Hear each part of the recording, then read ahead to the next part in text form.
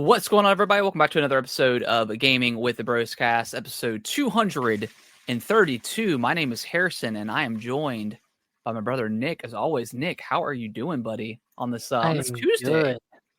On this Tuesday, big day, big day. New I'm glad we I'm glad we waited to do the show because we'll talk about the PS5 Pro reveal here in a little bit in the news segment, but it's been quite a day on Twitter, and in a good way, I think. Normally Twitter is a hellscape, but I feel like a lot of people are coming together. The world is healing thanks to the world PS5 Pro. I mean, it's been good. People realize that they're getting scammed. Apparently, which is great. Yeah, but we'll talk about that the craziness here in a little bit. But before we do so, Nick, how was your week? It was good. Great week. Weather was like really nice. Yeah, it's been getting like nice and cool and stuff like at night. That crisp early fall weather. It's just so great. It's so good. Put on like a little hoodie at night, sit outside. Oh, yeah. I wore a hoodie this morning on my 6:20 a.m. walk with snacks. Nice. My dog. Not my snack walk, but it's dog walk. Time to eat a snack in the morning. It's actually the optimal time to eat a snack in the morning. Good weekend. Didn't do too much. Just chilled out, played some games, hung out. It was nice. Cool. It's really nice. And then went to a comedy show, live podcast. It's called Giggly Squad. I don't know if you've heard of them, but it's I don't know. I don't think I have. It's two like one comedian and one kind of like reality TV-ish star. They came together and they started a podcast, and Alicia's really into them, and she got me into them too. Okay. So we went to go see like their like live podcast.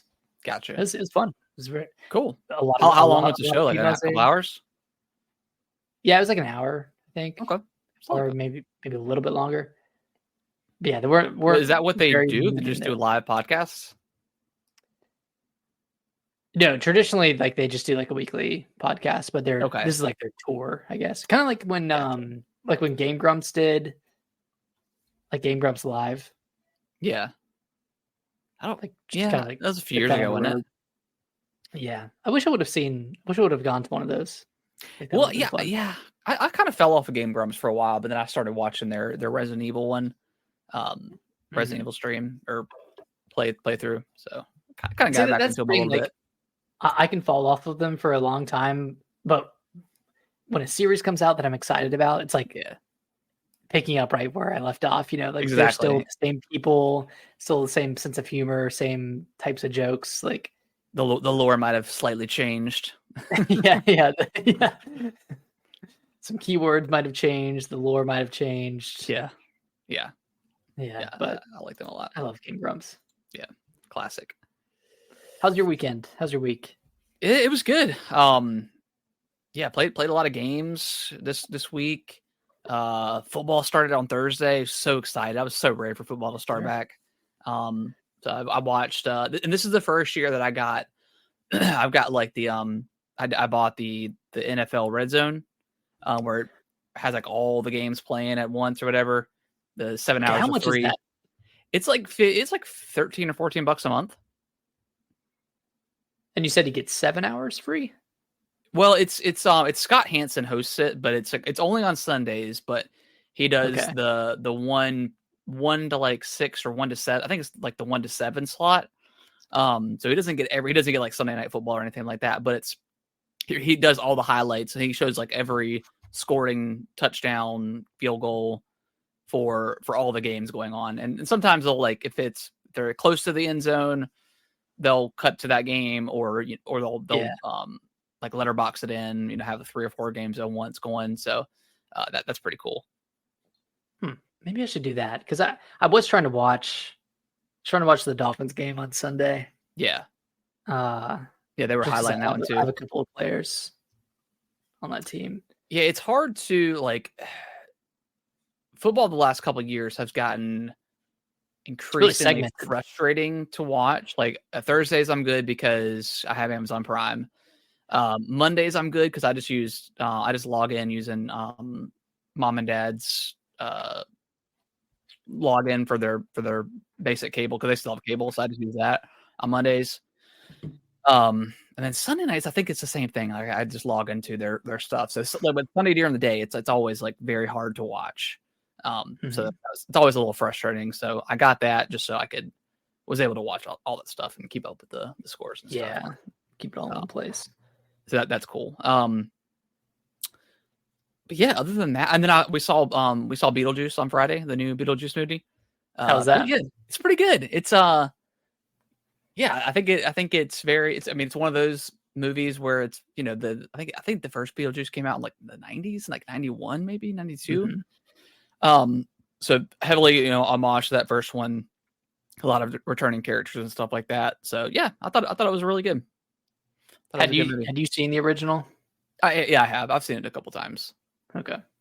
So it was cool. Nice. Felt like was it a post-credit scene? No, I always look that stuff up before going to movie theaters now. Just to not like spoil it, but I'll just see if there is one, and if there's not, just get up and roll. But yeah, that was a good movie. Got some popcorn, some nachos, good stuff. Heck yeah! I still want to see Alien Romulus. Yeah, I want to see it in theaters. I thought about going. We're gonna go this weekend. Because Brittany said she doesn't want to see it, so I thought about going just on my own. Just do a little solo dolo, man. And a little solo dolo, but I mean, the only time I can ever really go is like maybe a Sunday. So yeah. But if not, I'll catch it. I'll catch it when it gets on the stream because I do really want to watch that movie. But yeah, you want to dive into what we've been playing? Yes, sir. I do. All right, so I am dying to hear about Wukong. Tell me how it is and what chapter you're in. I'm still in chapter 1. I've not played any more since Friday, and that's not a testament to my enjoyment of the game. I just got really deep into Astro Bot and was loving playing that. Yeah. But I did the secret boss of chapter 1, which is like ring the 3 bells. Yeah. Yeah, ring the 3 bells. I thought that was like the way you were supposed to go. So like I rung the 3rd bell and unlocked that area, and then I was like, okay, I'm gonna keep going. I'm gonna go the other way because like I don't think that's like I think the bell route is the traditional route you're supposed to go. So I went the other way and fought that one guy who like did like a shadowy disappear type thing. It's right after you fight that 2-phase boss before you ring the 3rd bell. Snake boss, like the whites. Yeah, like the white snake or whatever, and then you fight the guy right after. That was a pretty challenging boss fight.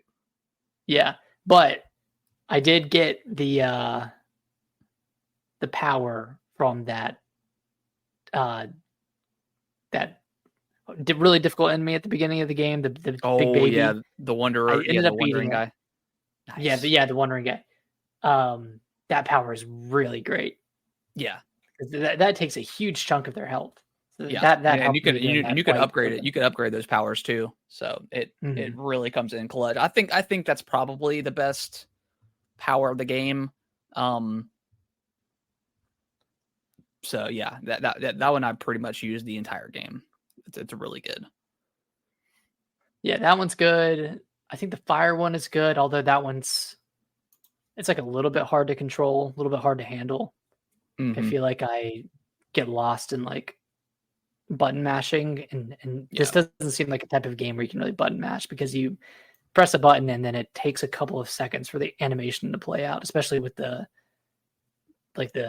heavy attacks, right? Like that keeps throwing me off because I press the button to heavy attack and then it feels delayed, but I know it's not.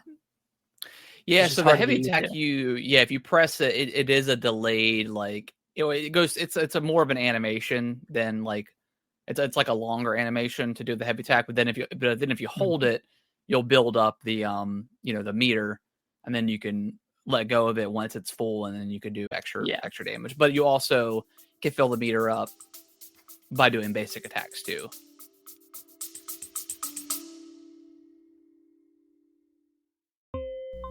Do you like video games, podcasts, and reminiscing? I'm actor, video game writer, and total sweetie pie Connor Savage McCabe, and on each episode of Call Me By Your Game, I sit down with a guest for an intimate look at a special game from their past. Did you and your dad beat Spyro the Dragon over the holidays? Or was Halo 4 the one thing that united your roommates during your senior year of college? Stories like these are what Call Me By Your Game is about. From video game content creator Janet Garcia to Hades voice actor Courtney Vinay's, I interview wonderful comedians and game industry friends about these memories. Check us out wherever you get your podcasts, and maybe someday you'll call me by your game.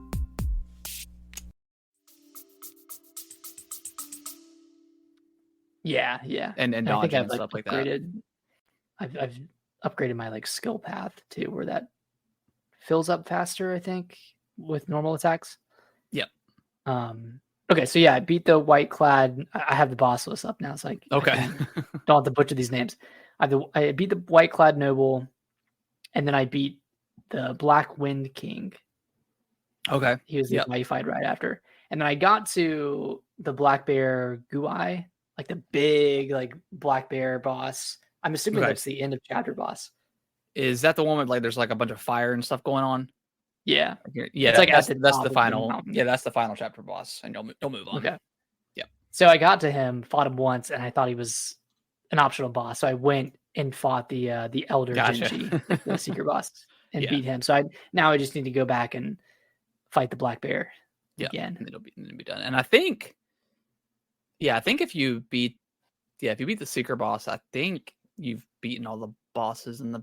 Well, no. There's one more. It says there's the Red Luong. Yeah. That's a secret boss too. You have to. That's part of one of the quests. You can come back to that. Okay. You got to get some sort of item or something to reveal the path. Gotcha. Yeah, I'm really enjoying it. My one gripe with the game so far, and it's something I'll just get used to, but the hitboxes are kind of weird. Feels like. And this was especially true during the wandering Jinchi fight, where like I felt like I was hitting him, but it wasn't. And maybe it's just because the feedback, like the actual like oomph of attacking isn't like giving me as much feedback as I want it to. Right. But maybe that could also just be a me problem. I don't know if you felt the same thing or something you had to get used to. No, I didn't really. I kind of once the combat like kind of clicked for me, I didn't really have an issue with hitboxes or really anything like that. So, but I mean, I could see it. Okay, so I just sucked then. No, it did take a little time for the combat to click. Like once you get your powers and stuff like that, and then figure out like the meter to for holding down the heavy attack to get in that, because that really, like, you really need that because it can definitely stagger enemies too, as well. So, wait, what can? Sorry, doing that like the head, like if you hold the heavy triangle, attack, you can. It helps us getting enemies staggered and stuff like that. So it definitely comes into play, especially later on in the bosses. Mm-hmm. But yeah, man, this game's really good. All the bosses are so cool. Running pretty good. Nothing that you've seen crazy. I've seen like a few hitches here and there. A couple on. Actually, it was pretty bad during the Wandering White. Yeah. Fight. Oh, yeah, because he does like the animation where he like stomps on the ground and like the triple stomp. Yeah. But outside of that, it hasn't been too bad. And I'm playing on performance. Maybe with the PS5 Pro, it'll be even better. But yeah, don't start. Don't get me started. Yeah, don't want to get it started too early here. But yeah, I mean the performance has been pretty good. Cool. I briefly checked out the fidelity mode, but it's bad. It's just so jarring, man. Yeah, it's not great. So I fully recommend playing through Wukong on performance mode. On PS5. Yeah, it's pretty rough on fidelity mode, but yeah, glad you're enjoying it. Again, I think it's right now. I mean, between this and like maybe Astro Bot and Prince of Persia, like those are all kind of like near the upper echelon of games. Stellar Blade too. I really like Stellar Blade. But yeah, it's really good. And I don't know if it was officially announced, but there's supposed to be like some pretty meaty DLC coming for this game too, which give me something meaty. Give me something meaty. Speaking of which, I do need to finish that DLC. You need to give that. How far do you remember how far you got into? A couple hours in maybe, because I was doing everything. Like I was clearing out like the entire areas when I was in there, so I was pretty deep. Okay. Definitely a few hours in. I'm not sure how long the expansion was, like 10 hours maybe. 10 or 20 hours. Okay. Somewhere in that ballpark, yeah. Okay. I mean, it's pretty pretty meaty. It's pretty meaty. Yeah, I need to go back and play it. So yeah, glad you are enjoying that, because it's quite a good game. Briefly, I'll talk about just Emio. Been playing some more of that. I think I'm like chapter 10 now, so I'm pretty deep into it. You're close. Yeah, chapter 9 or chapter 10. Like I'm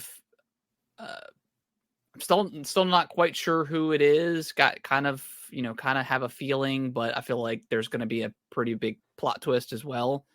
Yeah, I mean, I've never really played a visual novel before, but it's literally in the name. It's like read a book right before bed, reading a couple chapters. So I really like that aspect of it. It can be like a little slow pace at times. Like, there's different options when you're talking to people. Like you can talk directly to them. You can like look around. You can look at them. You can look at them. You can think, and so it's a lot of like kind of just randomly clicking stuff until it progresses the conversation. It's kind of guessing, right? Like, yeah, it's not like 100%. I'm starting to grasp it a little bit, where you can kind of see what you need to do next, but it can still. There's been a lot of times where I'm just literally just going through the list and clicking on stuff until it progresses the conversation, which is a little bit annoying, but I mean, it's not. It is what it is. I did come into this one part where it was kind of a I had to look it up because it wouldn't allow. So there's a couple different spots in the game where it'll pull up like the text, and you have to like type in someone's name or something like that. Okay. So there was a portion where you go to this little dive bar, and you're talking to this lady, and you don't know her name, and when you look around the environment, there is a service. Gosh, what was it called? Like a waiter, bartender? No, it's like a I don't know. It was like the service certificate or something like that on there, and it had her name. And look, the game is in Japanese. Like it's Japanese voice acted, but it's English text. So if you're not used to seeing Japanese names all the time, like it can be a little bit confusing. So when I saw the name, and then she's like, he's like something like, I figured out your name or something, and then you have to pull it up and you have to type it in, and it's a pretty long name, and I was like, there's no way I remember this. And if you mess up too many times, it gives you a game over, and it takes you back to because she's like, oh, you're banned for life or something like that. And then it says game over, and then it comes back and she's like, oh, I'm just kidding, you can try again. But it doesn't allow you to get out of that text. It just keeps you in there. So I was like, well, there's no way you're going to know it if you don't. Yeah, there's no way if I don't know it immediately. So I had to look it up, and then it was all fine. So that was a little weird, but other than that, like I'm really enjoying the story. The smiling man is starting to stalk some characters and stuff like that. So he's starting to play a bigger role in the actually physically seeing him, in the world, and the characters seeing him. So yeah, I like this game a lot. I'll probably I'll be done with it before Thanksgiving. So when we come up for Thanksgiving, I'll just let you borrow it. Oh, nice. No, I forgot you got a physical. Mm-hmm. Hell yeah. Okay, thanks. Is it scary at all? Like, are there any like tense scenes or anything like that? Not really. I mean, just a mystery, really. Yeah, I mean, you played the demo, the chapter 1, but I mean, you're a private investigator, PI. So right now, a lot of the stuff, you're just going to the school and you're going to the police station and you're going to this like shopping district or whatever. Usually it's in the daytime. Not much is really happening. You're just talking to characters and kind of moving on. So no jump scares, nothing like that yet. I have no idea what the story is going to kind of turn into. Nothing really disturbing. I mean, they talk about suicide. Obviously it's a kid, a 15-year-old getting murdered. So, some decently heavy stuff, but no blood or gore, anything like that. So, okay. Yeah. But Gotcha. I've been enjoying it quite a lot. Nice. Yeah. I was just interested if it kind of took that, darker turn. Yeah, it might. I mean, I've heard people like saying that after they finished it, they were like, yeah, I need a moment to like, comprehend what I just witnessed or whatever. So, wow. I'm expecting it to take a heavier turn at some point. But I guess some people's level of heaviness maybe is going to differ, Yeah, it all depends. Yeah.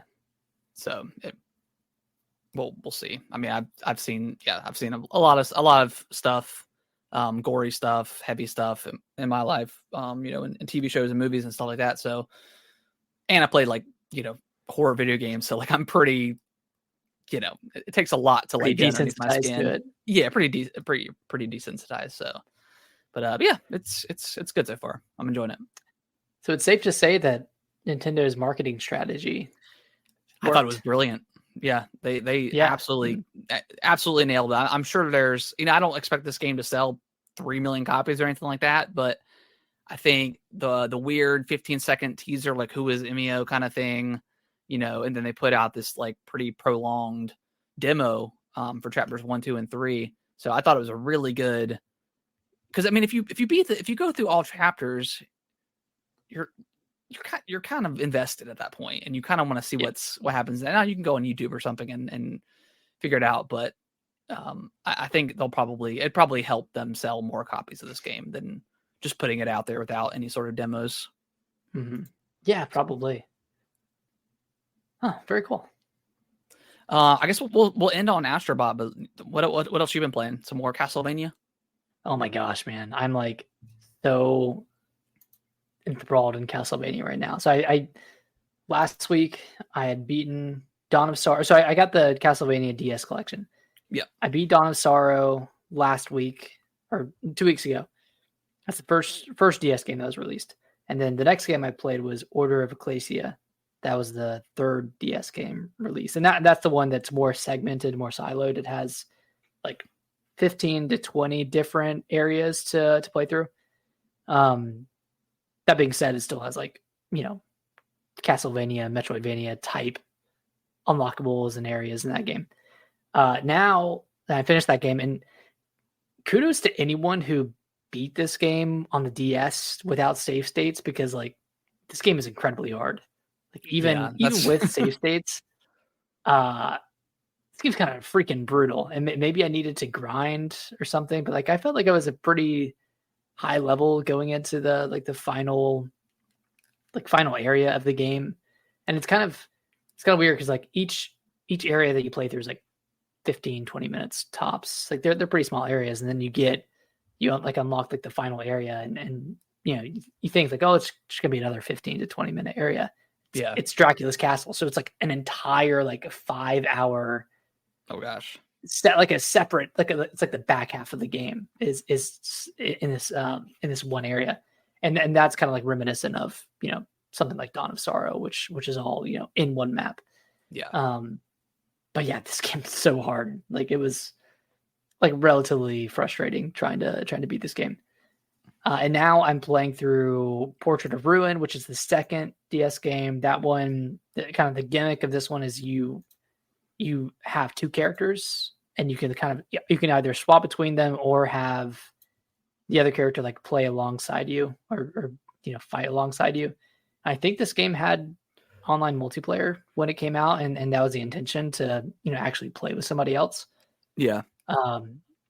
But you can just like on the fly swap between characters, and one has your traditional swords and whips axes, that kind of stuff, physical weapons, and then the other character has more magic-based attacks. So different play styles, but yeah, really loving this one. This one's kind of a blend of Dawn of Sorrow and Order of Ecclesia.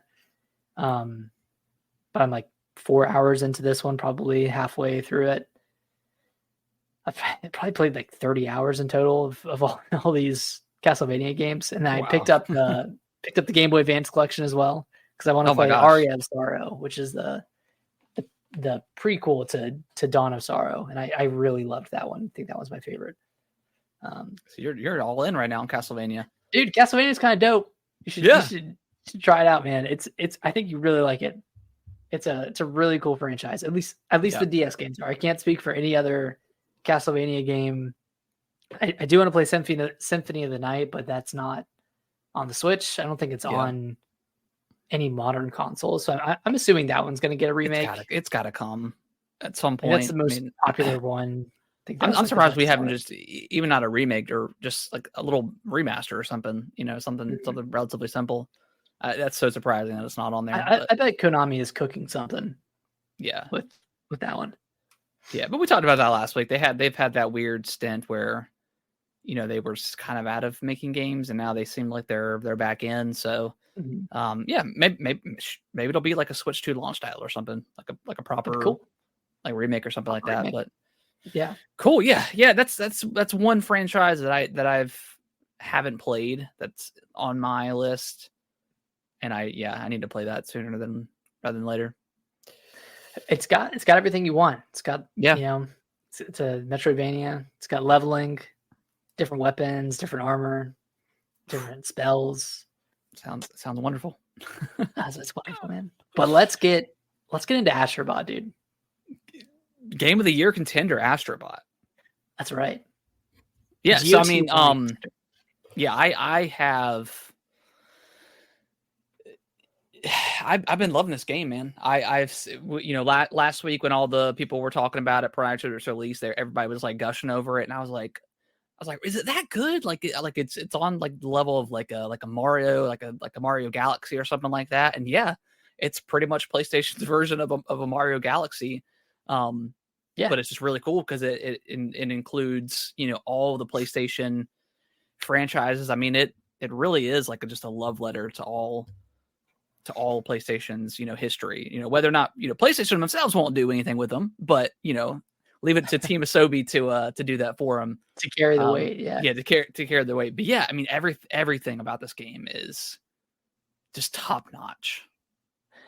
Yeah, all the level. Like I haven't played a single level that I didn't like. They've all been super fun. I mean, like the mechanics to each level are awesome. Like all the different kind of like abilities or whatever you call them, all the ones you unlock from the. I love the shrinking one. I thought that was one of the coolest levels ever, dude. We won't spoil anything, but yeah, I think that one was in the trailer, and like that one and like the sponge one was in the trailer.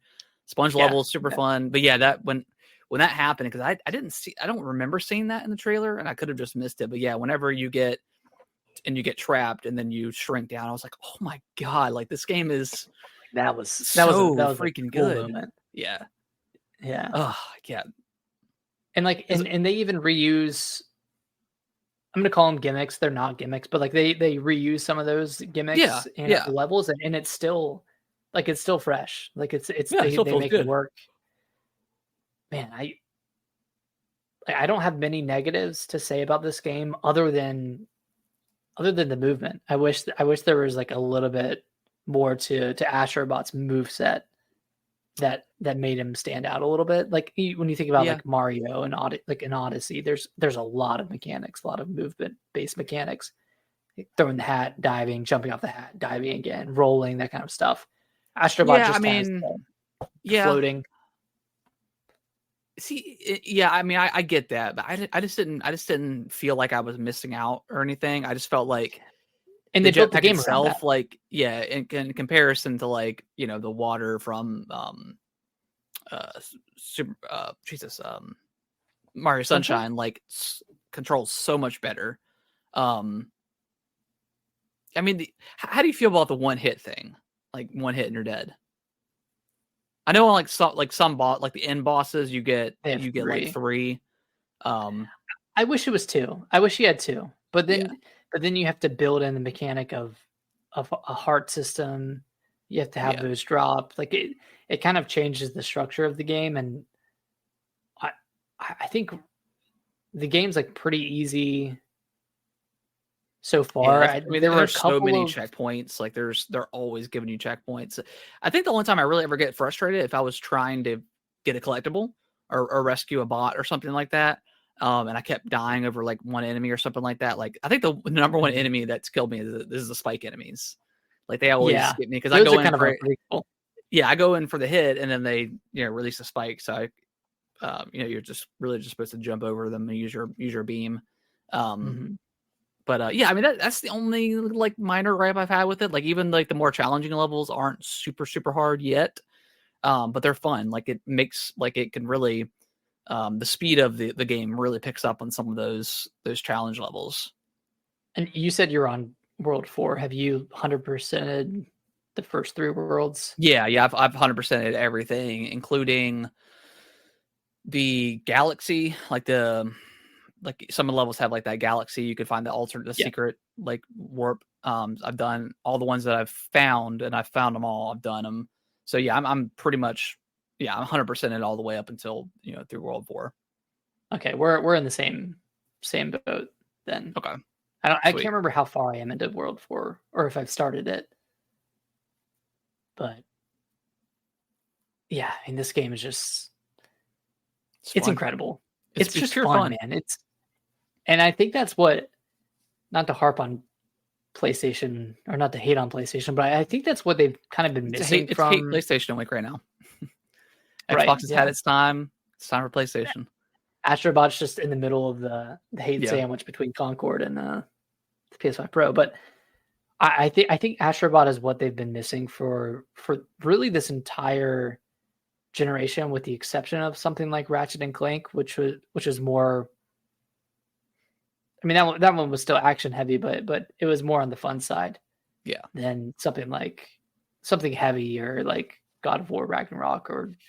Yeah, I mean that's what PlayStation is now known for, is like these really heavy, like super serious, adventure games. And it's nice to play something that's as high quality as those, but just completely the opposite direction in tone. Like it feels really good. I think this is what PlayStation and I heard that it's like it only spent like 3 years making this game. Like, and I'm sure the budget wasn't outrageous. So hopefully this game sells really well and they can kind of get on that Nintendo train and make some really high quality, fun games, and not have to spend $400 million to make them, because that's just outrageous. You don't need to do that. Yeah. I hope this ends up well. I think the UK like weekend results came out and it opened less than Ratchet and Clank did, like significantly less, and that was just like a comparison game. Yeah. So I think word of mouth is also going to help this game as well. And this will probably be a good like holiday game. Good game to get for your kids for Christmas. Something along those lines. A good Black Friday game. Not that it'll go on sale necessarily, but just like people will be shopping. They'll see this new game. Oh, it looks like a fun, cartoony platformer game. Yeah, it's great. I think it's exactly what PlayStation needed. In a time where, they are kind of shitting the bed with this live service stuff and just not really understanding maybe a good idea 10 years ago isn't the same good idea, in today's market. And then on the other side of that, we've got the, the PlayStation 5 Pro, and them, I guess, not understanding the market again. So I think this is, again, hopefully this sells really well. But we'll have to wait and see, but the game is still great. I think this is going to be, up for Game of the Year at the Game Awards for sure. Absolutely, like an absolute lock in, I think. and then that'll bring more eyes to it. So we'll see. I think this is the best PS5 exclusive this year, and jury's still out for me on Final Fantasy VII Rebirth, because I still need to finish that one. But yeah, I think at this point, for me, this is the best PS5 exclusive this year, and not maybe not this generation, but definitely definitely this year. I don't know. I love this game, man. I think it's so great. It's just, the only other game that Returnal and Spider-Man 2 is that everything else for exclusives. Yeah, everything else has been cross-gen. I think this game is better than God of War? I don't know, but it definitely feels almost more original. Yeah. It definitely feels like something new, right? Like God of War was a sequel, and didn't really do much difference in gameplay.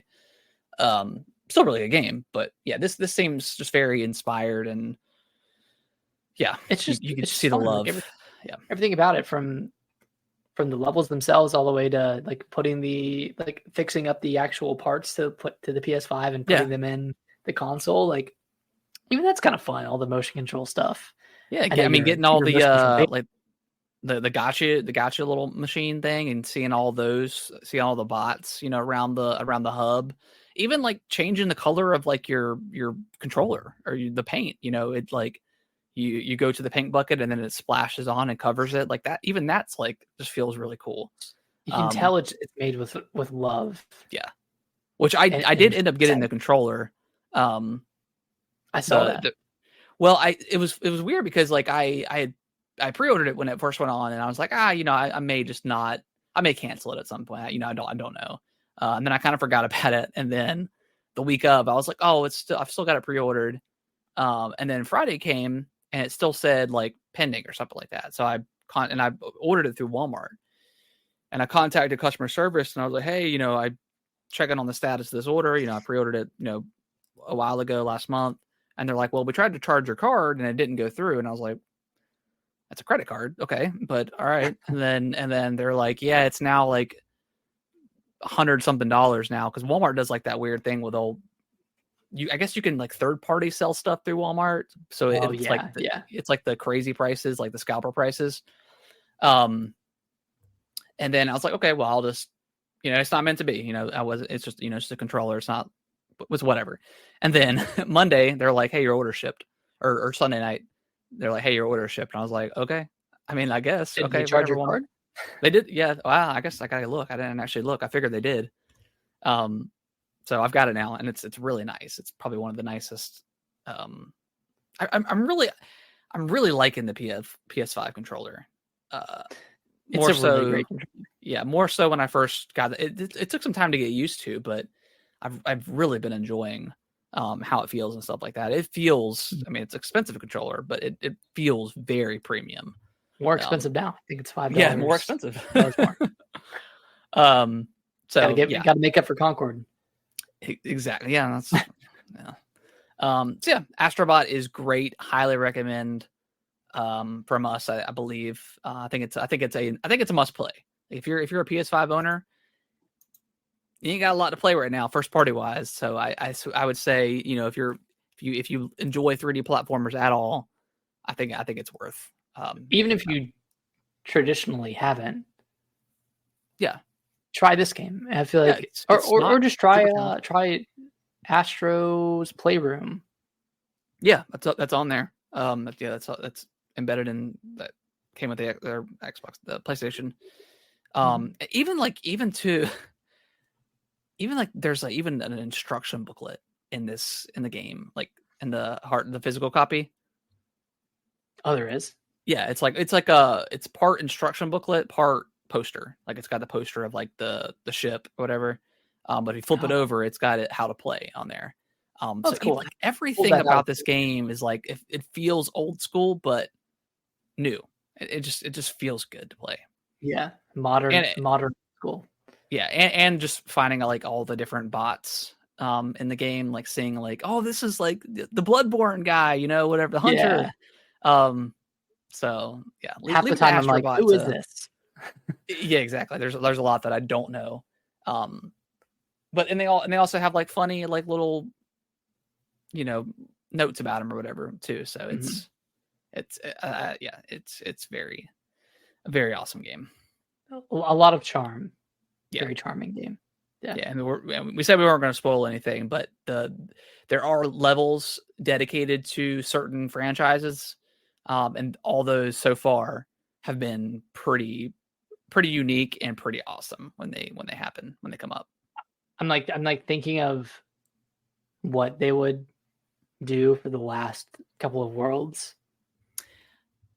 And I'm very excited to see what it is, because like the world, like when you go into the when you go into there's a for those who don't know, there's a base planet where your ship crashes, and that's like your hub world, and there's branching paths off of that main hub,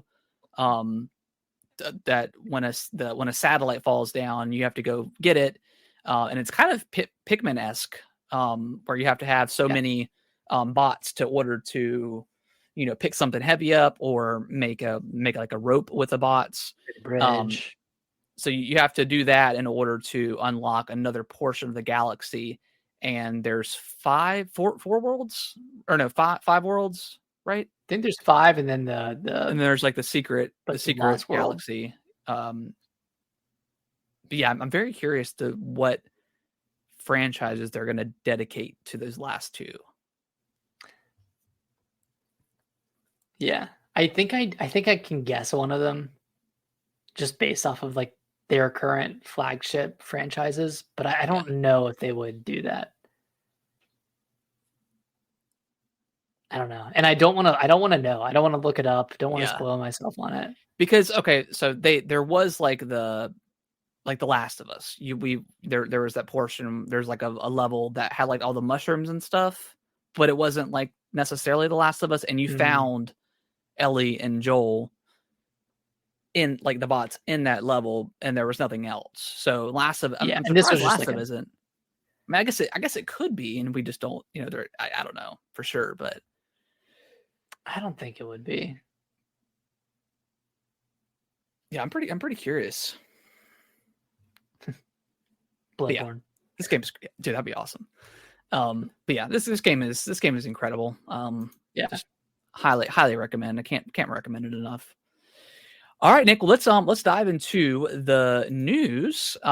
You briefly touched it when I was talking about the Astro Bot controller, but PlayStation silently increased their controllers by $5. PlayStation just loves to. So they're $75 now. Yeah, I think so, right? Because they were $69.99, $75 now. So yeah, everything just keeps going up. Like $5 just seems such a random, like, why, Yeah, it's kind of weird. I mean, the thing is they can. That's the problem. Yeah, is that they can do it, so they're gonna do it.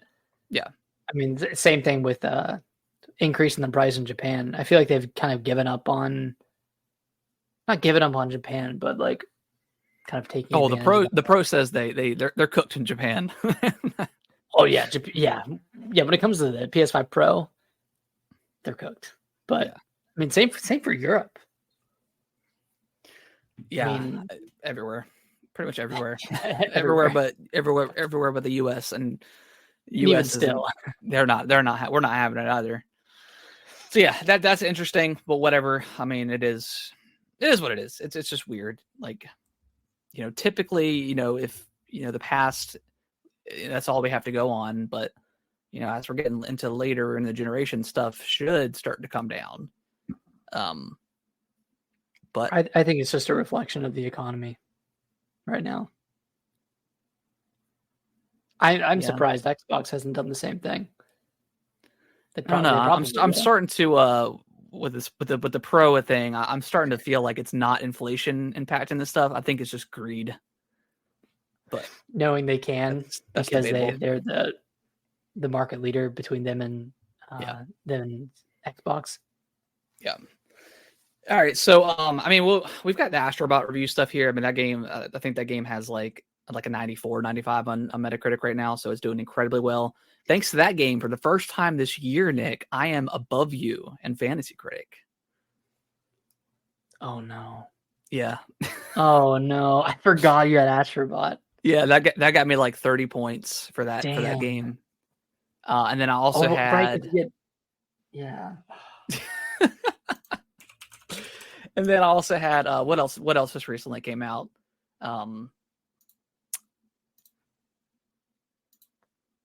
Let's see. I'm pulling Fantasy Critic up for same here. Yeah, let's see. And for those of you that don't know, Fantasy Critic, the same thing as fantasy football, except you're just drafting games, and you get points based off of how well they score from critics. So I've got 136 and you've got 118. So not super far behind. But I was really down a while. I whiffed on Black Myth doing a counter pick against that one. Yeah, that one lost negative 11 points. Yeah, so that just recently came out. Star Wars Outlaws, I only got 6 points for that one. What else? So Astro Bot gave me 30. Warhammer gave me 12 for Warhammer. And I just don't think you've had anything recently. Well, you had Emio that came out, but you got points for that. And I think it's the last thing that came out. So you have Plucky Squire, you have Dead Rising. I've got a lot coming up, and then you have Echoes of Wisdom. That might be a big one. I have Silent Hill 2 remake. I have Metaphor, which is previewing pretty well. And Spark and Zero, I think it's gonna put me over the edge. Oh god, it's probably not gonna review well, but Dragon Ball Z games never review well. I think even Fighters was like in the 80s, maybe. That was 80s, okay. Yeah, I want to say it is Dragon Ball Fighters. Man, but if Hollow Knight Silksong comes out, I got it locked and loaded. Yep, ready to go. Yeah, I'll be cooked when that comes out because that game's okay. No, Dragon Ball Fighters has an 87 on Metacritic. So that's pretty damn good. Dang. Wow. Okay. That's a 2D fighter. Yeah, it's a 2D fighter. So we'll see. Yeah. But yes, I caught up. I was pretty behind for a little bit there. I was. I've been behind all year. All year. But anyway, I've still got a couple things I need to fill out, but we'll see. Yeah. Anyways. All right. Yeah. Yeah. Last week, it feels like it's been months since Concord shut down, but they just officially shut it down on Friday, which is very. I mean, it's not surprising, but it's pretty unexpected because it was literally on the market for 2 weeks. We've never seen something like this before. A game coming out and then not even 2 weeks later? Yeah. Announced it gets shut down. I mean, that's just so weird to think about because there were physical copies of the game sold. Yeah. And then suddenly the psychopath in me, when I picked up Astro Bot on Friday, I tried to see if I could find a copy of Concord. There wasn't any. No. I went to Target and they don't. I don't know. Every time I go to Target on launch day, they never have any games out for that stuff. Because I went there and I was like, is Astro Bot? You guys have Astro Bot? And he was like, oh yeah, that just came out today. Let me go into the back and grab it. And I was like, bro, it's like 1:00 in the afternoon. Like, okay, what do you? But yeah, every single time, except for Zelda, because I got there at 8:00 in the morning and they had everything ready. Nice. That's the only time they've ever had it on launch day. Even like going in at 4:00 in the afternoon, like sometimes they won't even have the game. I'm like, what are you doing? What are you guys doing? But and they're never there. Like they're never around. Oh my god, never ever. Luckily, the guy was like he was doing something. I was like, and I was able to get him. But normally, yeah, I'm like walking around for like 10 minutes trying to find somebody. Walking around looking like an idiot. Yeah, and they're like, "Can I help you?" And I was like, "Oh, I need." I'm like, "Oh, we'll buzz somebody." I'm like, "Whatever." All right. All right, cool. I guess I'll go look at the Pokemon cards for 10 minutes. So I mean, Concord shut down. I don't think it's any surprise. I mean, the game wasn't terrible. You know, you and I haven't played it, so like we take that for what you will. But the game's not terrible from what we understand. Just not very original, not very inspiring, just very bland. You know, another hero shooter, like a $40. Guardians. Yeah. Art style, I am so curious to know if this game was supposed to be free to play, and then when they sold Helldivers for $40 and that did so well that maybe changed their strategy and they thought they could not get away with it again, but like, strike gold again. But yeah, I just don't think Helldivers 2 is so different because that game went viral. Yeah. For separate reasons, just because of how silly the game was and how, people were kind of like cosplaying as like democracy, protecting citizens. Well, even like the developers were like, going into like the kind of the meta aspect of it. Yeah, they were leaning into it.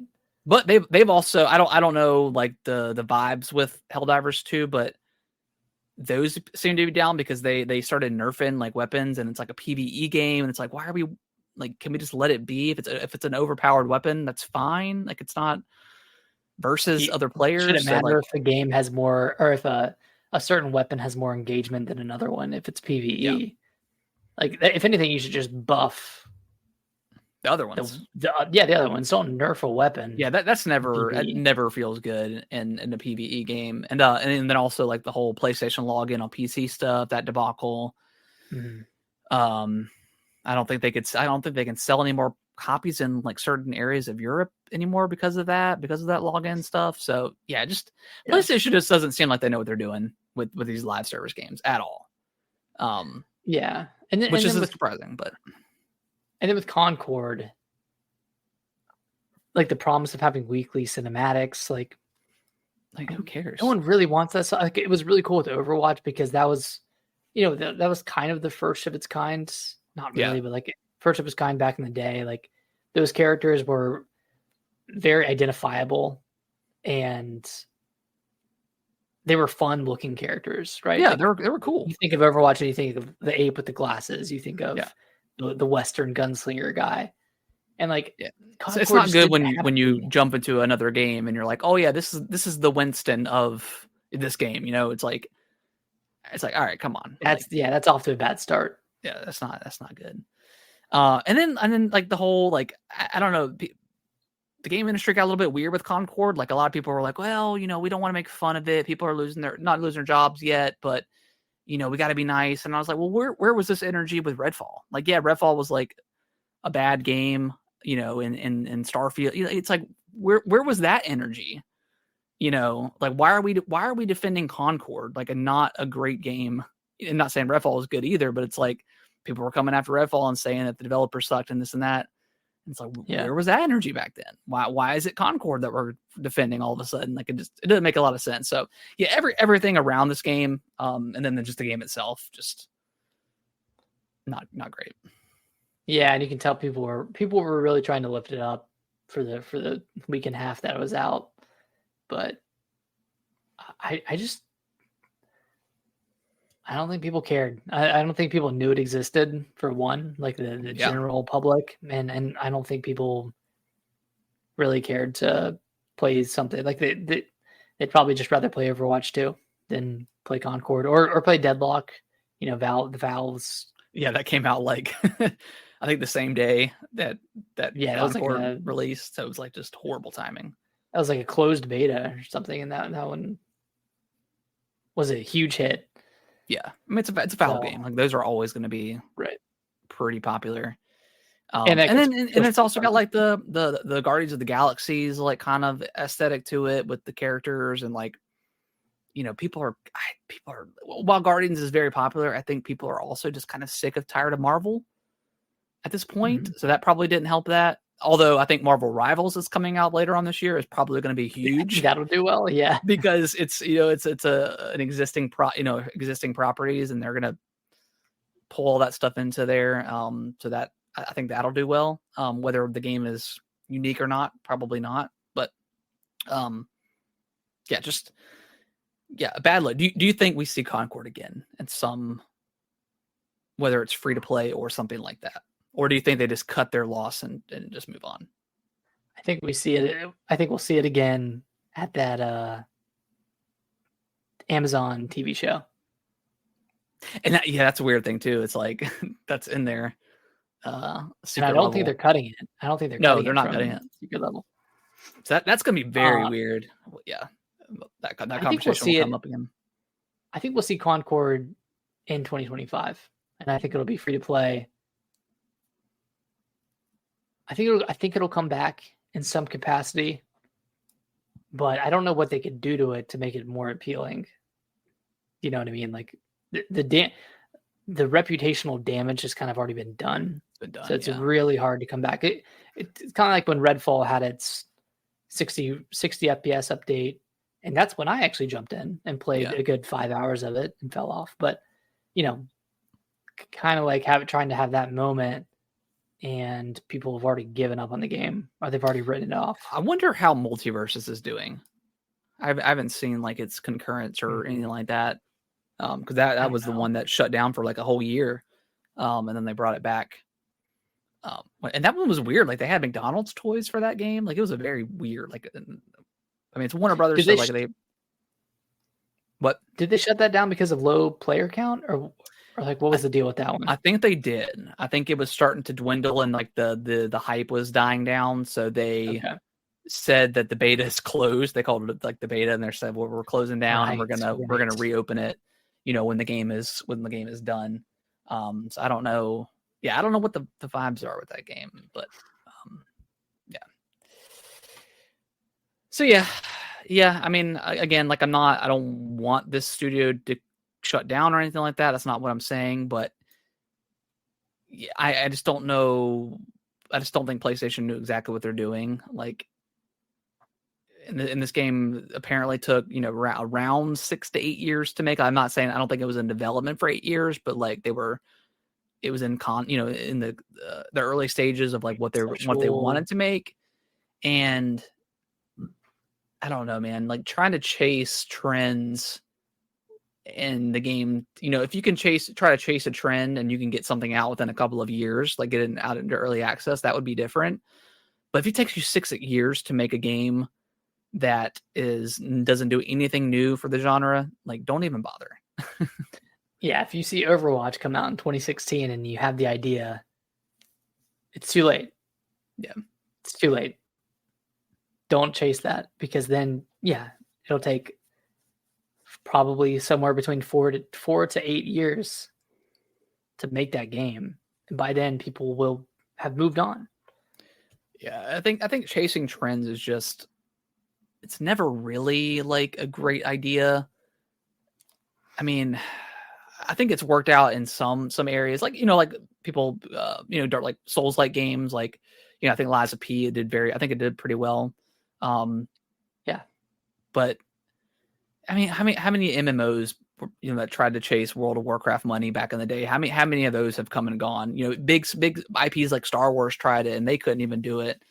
So I mean, yeah, it's these games are just these live service games are so incredibly expensive to make. Yeah, I don't know. I don't know who like signed off on Concord, but they should be evaluated as a menace.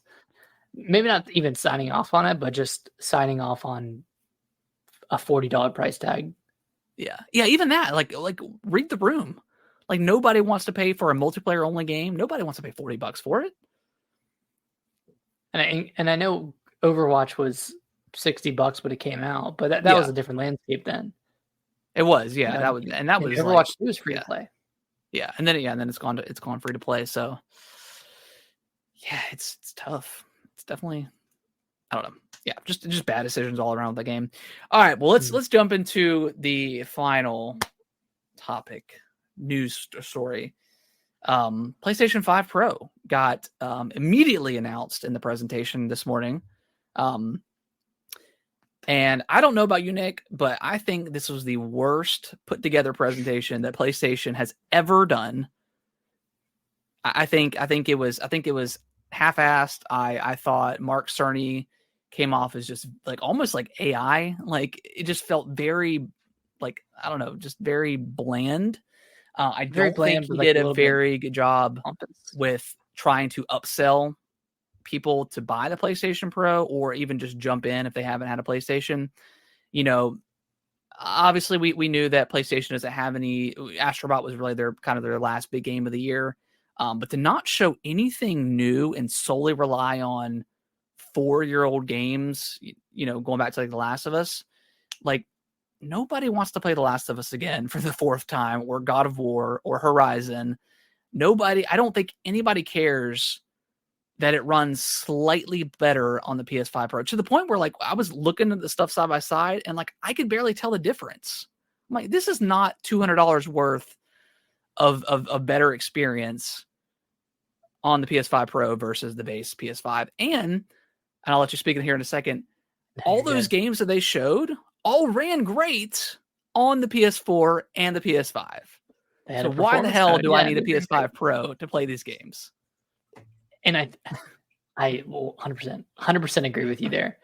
And I think the other problem with it is if you're watching on YouTube, or if you're looking at, mainly if you're watching on YouTube, and most of us were, and you're not paying for YouTube Premium, the video, like the definition is capped at 1080p anyways. So like, you're not gonna see these small granular differences between fidelity mode in the PS5 and the PS5 Pro. Yeah. Like that's just something that's straight up not going to show well. And like it was a little bit different with the PS4 Pro, because that introduced didn't that introduce like performance and fidelity mode? Yeah, that was like the first time they were spatting about the 4K stuff. So yeah, that was like that was the big thing. Yeah, that 4K one had 4K was like new back then, really. So that was kind of the big selling point there. It's like, let's play games in 4K. But with the PS5 Pro, it's like, okay, you know that promise that we made with the PS5 where there weren't going to be any compromises? This one compromise that we promised. Even then, I wasn't. They weren't 100% convinced themselves. Like they said it may improve or something. Like it's so all over the place. I don't believe you. I don't trust you with this machine. And to be quite frank, like I hate mid-gen consoles, because now all of a sudden these developers have this extra power which they're going to use. So it's going to make the current market, the PS5, the base model, even worse. It's going to make those games run even worse because they have this extra power, and they say, well, we want you to play on the Pro because that's the better place to play. So like I get that the Pro is a niche market. Like I understand that it's not going to sell as well as the other one because it's it's a premium thing, but a luxury item. Yeah, it's a very, very, very luxury item. But for the vast majority of your consumers are now going to get a worse experience because this thing is on the market. Yeah. And I think it's worse for the developers too, because they spend all this time learning the architecture and the limitations of the PS5, and they work around that. Yeah. And then they get really efficient at it, right? So like, you make one game, and then the next one might even be made even quicker because you know the system so well. Yeah. And then you get introduced to the PS5 Pro, and you have to kind of relearn everything again, and you're also developing for 2 different platforms. Yeah, I mean, it's putting them into the situation Xbox is in right now with the Series S and X. Like you have to compromise. Yeah. And to me, and again, I'm not in game development. I know nothing about it.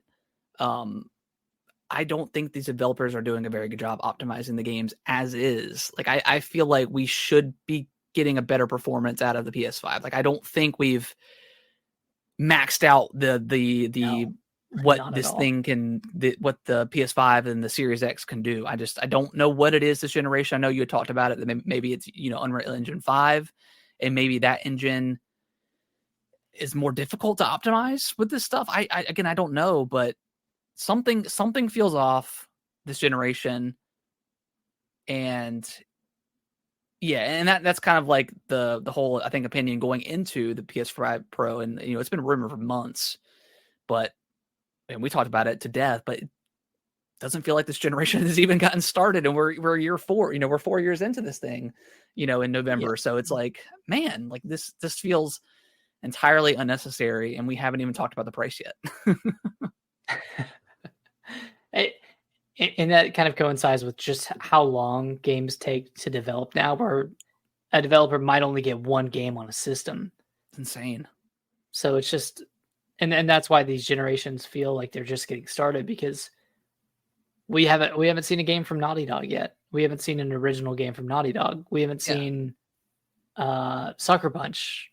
They haven't had an original game on the PS5, to my knowledge. I mean, even the same with Kojima, like Kojima Productions, like Death Stranding 2 is going to be their first PS5 exclusive game. So like all these games that we think about, like recent memory games, like they were all on the PS4. Like this is all they just got re-released for the PS5 and the director's cuts, or whatever, remasters, or whatever, whatever you want to call them. Yeah, and then the price, man. Like the price was rumored to be $700, and boy did they deliver. Boy did they deliver on that. And I think I Player Essence OJ is calling it a scam. I don't disagree with him. I think it's absolutely ridiculous that this thing does not include a disc drive. It doesn't even include the damn stand. The $30 stupid plastic stand that it should already be in the box itself, still is sold separately. There is a 2 terabyte SSD, so that's something. That's good. You're getting more space so you can play the 3 Call of Duty games on there, because that'll eat it all up. Right. Yeah, everything about this box just screams Sony 2008, 2007, whenever the PS3 launched, and they launched it at $600. It just screams like they are kind of out of touch with what a basic consumer wants. And again, I know we talked about it being a premium product, but to not include some of that stuff in a really expensive box, and I'm sorry, you can't tell me that a disc drive is $80. There's no way it costs that much. No. There's no way. So this is really, it's really an $800 console. Yeah, exactly. And I've seen even Jeff Keighley, and he got shredded on Twitter earlier. He did the comparison for inflation. The inflation. But he didn't take into the fact that the disc, the Pro is discless. So he didn't include that price into the inflated the inflation thing. But yeah, he got pretty roasted, and as he should be. And Jeff on Twitter is not going to talk trash about PlayStation, because they're a huge part of they're a huge game developer, huge company. They're not he wants them a part of Game Awards, and he doesn't do that for Xbox either. Like, he just kind of stays pretty neutral, and just strictly talks about concrete news when he does. But yeah, to post that up, he got pretty shredded, and I think it was rightfully so. It's like, bro, you're out of touch. People were saying he was on the marketing team at Sony. yeah, people marketing shill. It's pretty much like everybody across the board is saying this thing is just not needed, and maybe it would be worth the $700 if they included that stuff. Maybe not. I don't know, but yeah, maybe with the disc drive. But and people were also making some comparisons to the Series X variants that are coming out, like the 2 terabyte discless version, and then which is what is it? Isn't that one 550 or is it 600? 600. 600. Okay. Which, I mean, that's stupid too, but yeah, that should be 550 at the most. Yeah, I just that's discless version. Yeah, my biggest fear with this is PlayStation is testing the waters with what they can price, and if people are willing to pay $700, how much is the PS6 going to cost? Probably $800, $1,000. I mean, it's $1,000 in some other territories right now. Yeah, I love my gaming, but damn, I don't want to spend $800 for a console. That's crazy. And for a console that doesn't get any games. during the generation. 500 feels like almost it's too much at this point. You know, I mean, I feel like I've gotten my value out of, you know, I just got a PS5 this year, but I feel like I've gotten my value out of the Series X, but also there hasn't been any first party games really either. So it's like, man. Yeah, I mean, that one's kind of your go-to for third party games. So I guess you get your value that way, but yeah, with PlayStation, I mean, I'm the same way where like I play the exclusives on PlayStation, like Sony, like PlayStation's exclusives on there. So like the worth is directly related to the quality and the quantity of exclusives that the PS5 has, and there hasn't been that many. Yeah, unfortunately. And it's like, if someone does want to upgrade, you know, because there's people that are excited, they want to get the newest shiny thing. So if they've had a physical collection, you know, now they're forced to spend this $80 on this ridiculous. I know this thing's already been on the market for a while, so like I'm not. Yeah, I know that, but now you're forced to spend $800 to play the upgrade. So it's like, man, I don't know. It's kind of crazy. Yeah, it's insane, and I know we'll be talking about it. It's gonna be being talked about on the internet for, you know, at least until it comes out, you know, and then very very curious to see what the sales are, because I haven't seen really any positive feedback from that presentation. Mm-hmm. So we'll see. I'm very curious to see how it sells. And what are the three pillars? It's ray tracing was on there. Enhanced ray tracing or something like that. I don't know. I feel like ray tracing is like not what it's supposed to be. Like I don't know. There's something about ray tracing that it just feels like that is what's keeping this stuff from being like running smooth. The obsession with ray tracing. Yeah, if we would just get rid of that, you could still have like good lighting without ray tracing. But anyways, I'm not a developer, so I don't know. But upgraded GPU, yep, advanced ray tracing, and then AI-driven upscaling, which is noted as PlayStation Spectral Super Resolution PSSR AI upscaling. I mean, this was expected for the PS5 Pro. That looked cool when they showed it off, but right. I don't know. It's just not needed. Like I'm not longing for better graphics of peaks. Like we're there. Like great job. Yeah, I'm good. Yeah, I'm good. It's like every it's photorealistic at this point. Spider-Man looks amazing. And they run great. You know, I don't play on performance mode and then I play performance mode exclusively, but I don't play on it and miss fidelity mode. No, because it already looks good. It already looks good. It looks good.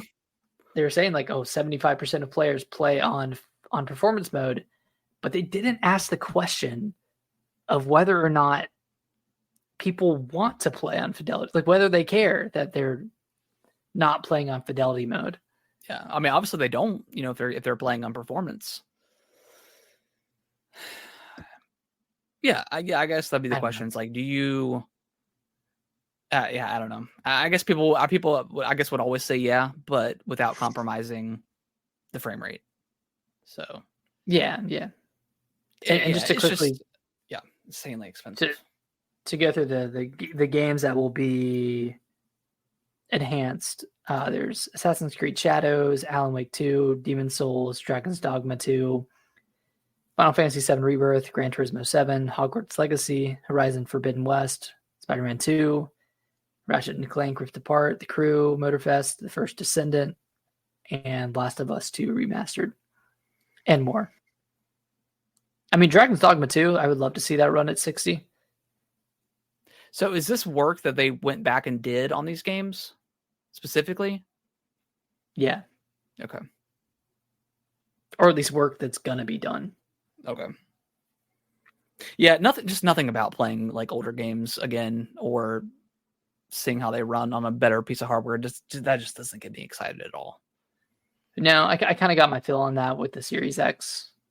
when it came out, and I'm not really interested in, going back to older games and be like, playing them for 10 minutes, be like, oh my god, I wish I would have had this experience the first time around, but oh well. Yeah, right. Like, it doesn't really add to the experience at all. It just makes me wish that it was like this from the beginning, which isn't a good feeling to have. No. Maybe we're being too negative, but I don't think we are. With going with what everybody else is saying on Twitter and YouTube and stuff like that. I think everyone is pretty on all on the same page. Right. And again, maybe if the disk drive was included, maybe that could be a different story. But yeah, $700 digital only. Well, not digital unless you want to pay extra.